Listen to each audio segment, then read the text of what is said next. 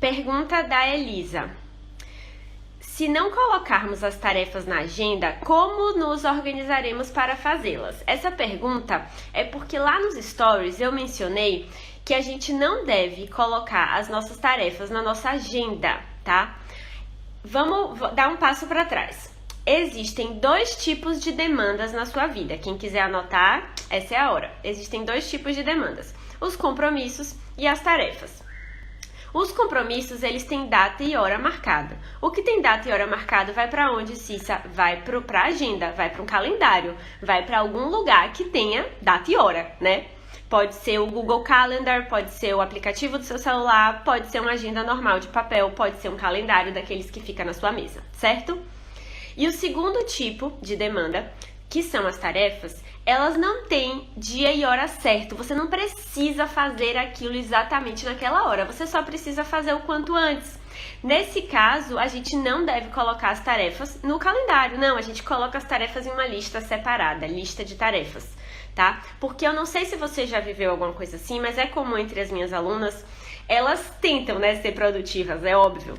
E aí, nessa tentativa, antes do curso, elas pegam 1 milhão de coisas que elas têm pra fazer e colocam lá, eu vou fazer isso na quarta-feira. E aí elas pegam tudo que tá pendente da vida e colocam, quarta-feira eu vou fazer isso. Só que qual é a chance disso acontecer? Pequena, né? Na prática a vida vai acontecendo, um dia passa muito rápido e aí gera muita ansiedade, frustração, certo? Por isso que eu recomendo que a gente planeje a nossa semana e não o nosso dia e a gente separe compromissos de tarefas, tá? Espero que eu tenha respondido sua pergunta, Elisa. Catarina, você usa quais ferramentas para se planejar? Catarina, eu uso um aplicativo bem normal do Google no celular com a minha agenda. Então, tudo que é compromisso, a live com vocês, reunião com as minhas clientes, o médico que eu tenho, tudo tá no Google Agenda. E todas as tarefas, hoje em dia, eu uso no aplicativo Asana. Tem pouquíssimo tempo, tem acho que 1 mês que eu uso o Asana. Mas até por experiência para eu poder recomendar, não recomendar e tal. Mas há pouquíssimo tempo atrás eu usava papel e caneta. Isso nos prova que a gente não precisa da melhor ferramenta do mundo para ser produtiva, né? Com papel e caneta a gente consegue dar conta do recado se a gente tiver os métodos e as técnicas certas, beleza? Como ser produtiva no trabalho, mesmo estando desanimada? Essa é uma pergunta bem interessante, tá?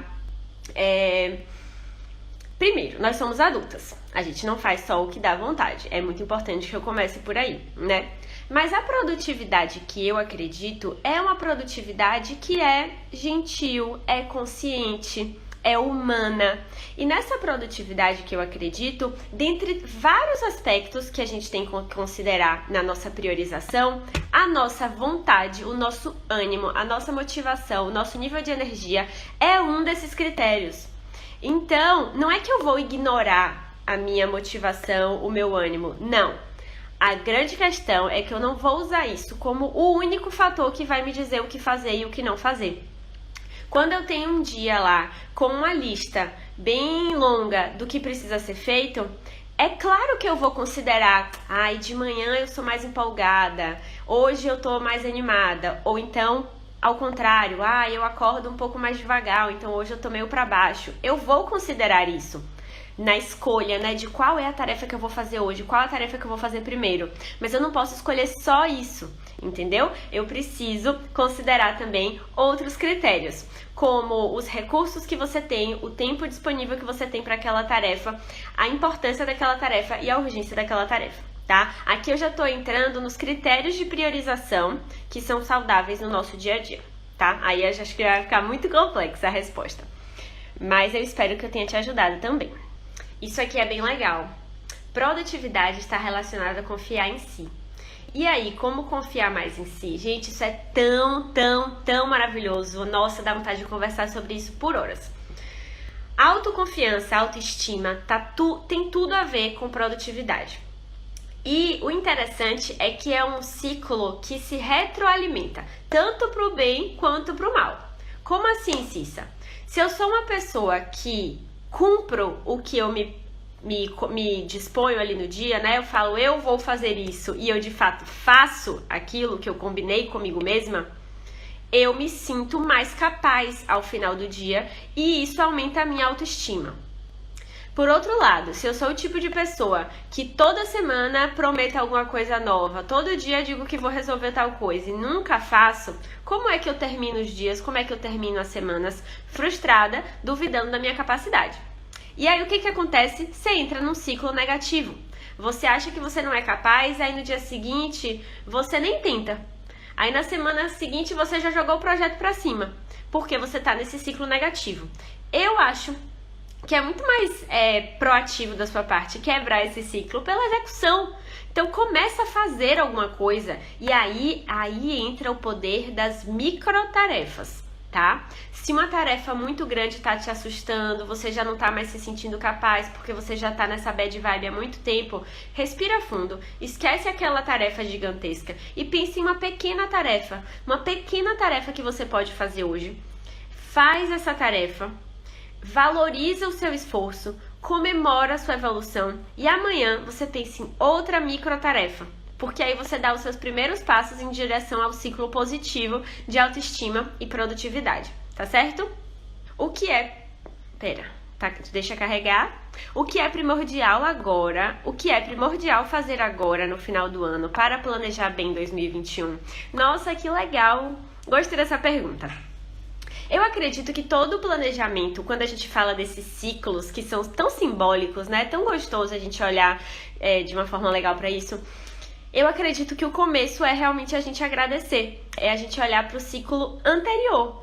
O que é que deu certo em 2020? O que é que você fez dar certo em 2020? Pelo que você é grata?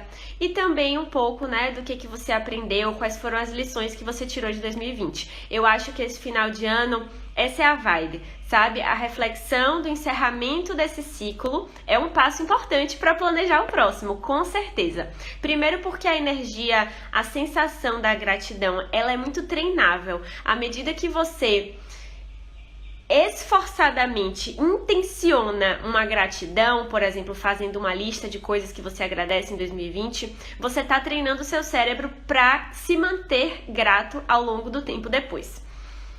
Inclusive, existem muitos estudos comportamentais maravilhosos sobre a gratidão, depois a gente pode conversar mais sobre isso.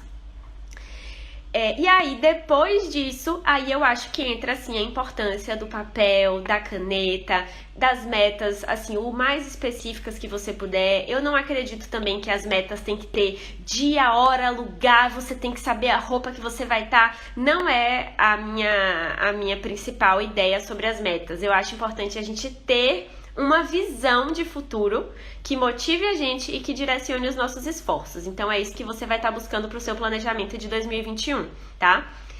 Como lidar com os imprevistos que te tiram da rotina e atrasam tarefas? Bom, primeira coisa, Juliana, você tem que entender que vão haver imprevistos. Ponto. É isso, gente. É isso. A única certeza que eu tenho sobre o seu planejamento é que ele não é a prova de bala. Ele não é a prova de imprevistos, certo? Os imprevistos, eles vão chegar. Esses imprevistos, eles pedem duas atitudes nossas, certo? Imediatas. A primeira atitude diante de um imprevisto é você replanejar o que quer que seja. Então, um imprevisto chegou na minha vida, passou na frente de tudo e eu tive que dar atenção a ele.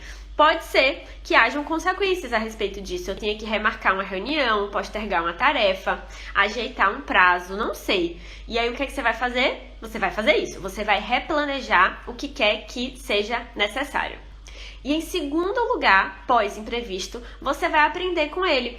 Esse imprevisto específico me ensina alguma coisa ou não me ensina nada? Realmente não tinha como eu prever ele de jeito nenhum. Porque existem imprevistos que poderiam ter sido previstos e não foram, certo? Então, nesse caso, é muito importante que a gente aprenda para não passar pelo mesmo perrengue duas vezes, tá bom? Vídeo de procrastinação, né? Ela deve ter assistido algum vídeo meu. O que é um sistema de produtividade? Sistema de produtividade é o conjunto de duas ferramentas essenciais para você organizar tanto física quanto mentalmente todas as suas demandas. Quais são essas duas ferramentas? Você escolhe quais são as duas, mas a orientação é que uma delas tenha todos os seus compromissos e a outra tenha todas as suas tarefas. Você pode ter um calendário com um bloco de notas, uma agenda com uma listinha no papel mesmo, tanto faz. Cissa, eu posso ter um planner que tenha as duas ferramentas juntas? Pode, contanto que no seu planner maravilhoso você consiga separar os compromissos das tarefas. Então, o seu sistema é quando você tem duas ferramentas de produtividade, uma para compromissos e uma para tarefas, e elas funcionam muito bem. Elas funcionam de forma que a sua rotina acontece, que você faz o seu planejamento semanal, você tira as suas questões do papel, etc e tal, certo? Mas e quando parece que são muitos imprevistos, principalmente de pedidos dos outros, e você sente que não está conseguindo fazer as suas tarefas? Elisa, um aspecto muito importante da produtividade é aprender a dizer não. Eu não sei como é que você se sente, não sei, para muitas pessoas dizer não é um sofrimento. E aí o que é que acontece?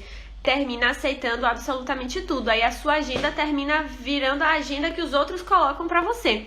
E aí eu posso estar falando de um chefe que excede, né, os pedidos que ele deveria fazer para você, de um cliente que pede coisa demais, de um fornecedor que atrapalha a sua vida e você não sabe dizer não, de um colega de trabalho que vai colocando coisa na sua frente e você não sabe dizer não, e até dos nossos eventos sociais, por exemplo, né?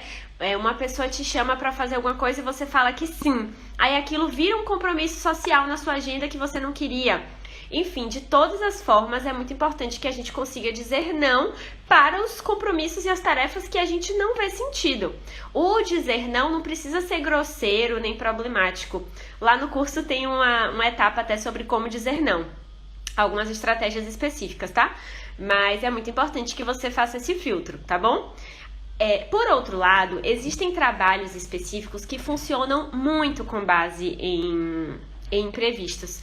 Eu já trabalhei com uma pessoa que ela fazia atendimento ao público. Atendimento ao público é basicamente lidar com uma coisa que não está no seu controle, que é, eu não sei se hoje vai vir uma pessoa aqui ou se vai vir 10, né, para sentar aqui para eu tirar a dúvida dessa pessoa. Isso é atendimento ao público. Então, nesse caso, você precisa administrar toda a sua rotina, porque os imprevistos, eles são um fato, eles guiam, na verdade, o seu trabalho, tá? Não adianta ficar resistindo também. É correto dividir o dia em horários fixos? Vamos lá. Depende. Depende de algumas coisas. Primeiro, depende da sua personalidade. Se você vai ser uma pessoa mais produtiva, com mais flexibilidade ou com mais rigidez. Depende também da natureza do seu trabalho. Se o seu trabalho permite mais dinamismo ou se o seu trabalho é mais fixo, estático, tá bom? Considerando essas duas coisas, o que é importante eu falar? É melhor que você tenha horários fixos. É melhor tanto para a quantidade de execução que você vai fazer, porque você vai ganhar tempo, e também é melhor para um cérebro saudável. Um cérebro saudável gosta de um pouco mais de previsibilidade, gosta de rotina, gosta dessa sensação de controle, né, que a rotina oferece para o cérebro, então seu cérebro vai ficar mais satisfeito. Quando eu falo em dia e horários fixos, eu não tô falando de, tipo assim, microgerenciar cada hora da sua semana. Isso não, esquece, não tem a menor chance, é contraprodutivo, tá? Mas, se você conseguir ter diretrizes da sua semana, aí vale muito a pena. Como assim, Cissa, diretrizes? Olha, todo dia eu acordo tal hora, todo dia eu começo a trabalhar tal hora, terças e quintas eu começo tal hora porque eu tenho yoga, eu almoço tal hora, de manhã eu sempre vou ler os e-mails, de tarde eu sempre vou marcar reunião. Se você consegue ter diretrizes para sua semana, você consegue visualizar um cronograma semanal ligeiramente padronizado, vai ser melhor para você, tá? Tanto porque você vai conseguir executar mais, quanto para a sua saúde mental, tá bom? Eu procrastino tudo e paraliso só em começar a fazer listas e tarefas. Érica, aí é assunto para 2 horas. Na semana passada teve a imersão de produtividade, a gente falou muito sobre procrastinação. Mas assim, o que é que eu posso te dizer, né? Que eu acho que o mais importante para o procrastinador é ele ter consciência de qual vai ser a vida que ele vai levar se ele continuar sendo procrastinador. Eu acho que isso é o mais importante. é você realmente meditar sobre a sua realidade futura se você continuar sendo procrastinadora. Eu não acho que sua vida vai ser muito legal, tá? Eu acho que você vai até dar conta de entregar o que seu chefe pede, entregar TCC, entregar o que a cliente fica te enchendo o saco para você entregar, mas você não vai realizar os seus grandes sonhos, certo? Porque os seus grandes sonhos, ninguém tá nem aí, não é mesmo? Tá todo mundo cagando e andando se você realiza os seus sonhos ou se não. E aí, pra uma procrastinadora, o que ela vai fazer? Procrastinar, tá bom? Então é bem perigoso. Mas aqui você me pergunta, né? Como deixar de procrastinar? Olha, a procrastinação, gente, é um conjunto de hábitos improdutivos. Então não tem uma coisa que você vai fazer que é a coisa que vai resolver a sua procrastinação. Você precisa adicionar hábitos produtivos na sua vida.